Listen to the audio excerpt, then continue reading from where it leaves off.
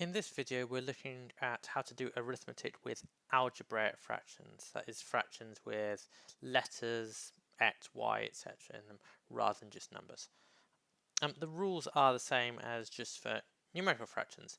So, for example, here we have, let's suppose we have x over 3x plus 2 multiplied by 5 over x plus 4.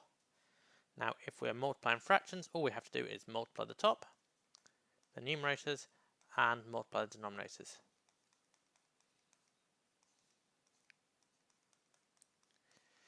Easy as that.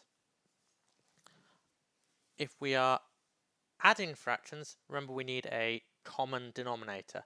So if we have two algebraic fractions with a common denominator, 2x over x plus 2 plus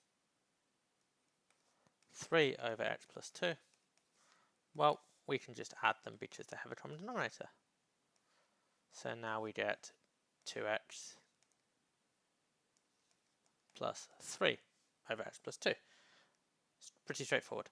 The more difficult examples are if we don't have a common denominator. So let's do an example like this. Here we have 4 over x plus 2 plus 3 over x plus 3. So now we have x plus 2 and x plus 3 in our denominators. They're not common, so we can create a common denominator, namely by multiplying our two denominators together. X plus 2, x plus 3. Again, this is the same as we would have done with numerical fractions.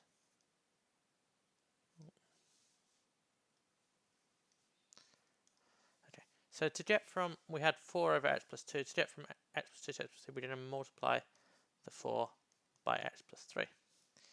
And we had 3 over x plus 3, so to get that into something over x plus 2, x plus 3, we need to multiply that by x plus 2.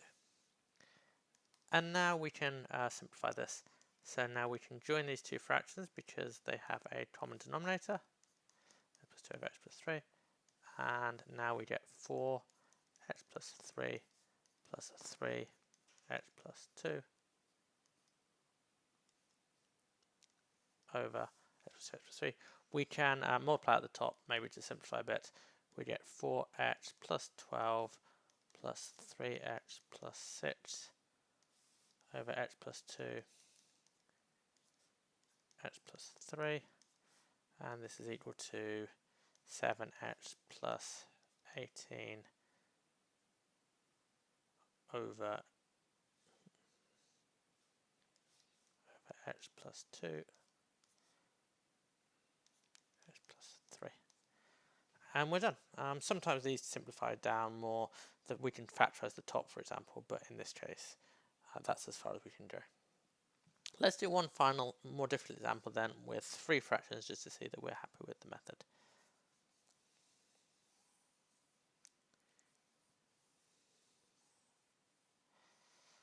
So now we're going to have 1 over x plus 2 plus x over x plus 2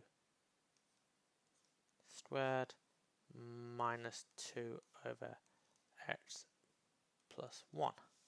Okay. Now if we look at the common denominator, we can see that actually all of these things divide, all of the denominators divide exactly into x plus 2 squared x plus 1.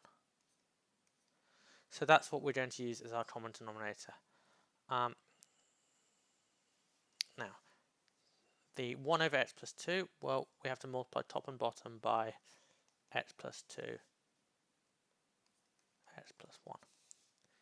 X over x plus 2 squared, we have to multiply top and bottom by x plus 1.